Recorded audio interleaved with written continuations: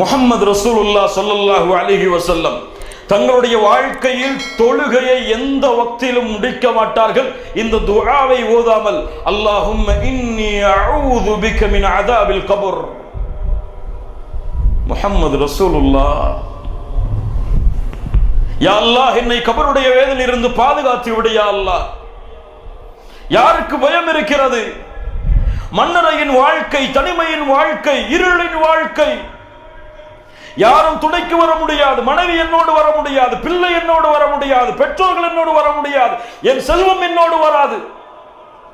உலகத்தில் எப்படிப்பட்ட சிம்மாசனத்தில் வேண்டுமானாலும் படுத்திருக்கலாம், மண்ணில் தான் என் வாழ்க்கை, இருள் சூழ்ந்த அறைதான் என் வாழ்க்கை.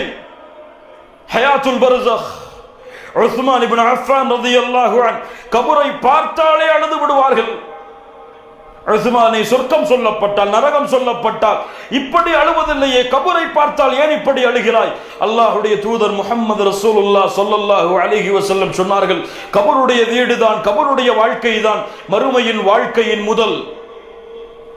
இது லேசானால் அனைத்தும் லேசாக இருக்கும், இது நெருக்கமாகிவிட்டால் அனைத்தும் சீர்கெட்டுவிடும்.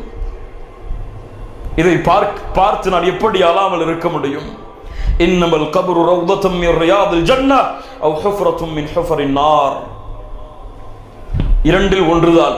ஒன்று அந்த கபரு குழி சொர்க்கத்தின் பூஞ்சோலையாக அமையும், அல்லது நரகத்தின் படுகொலியாக இருக்கும். இரண்டில் ஒன்று.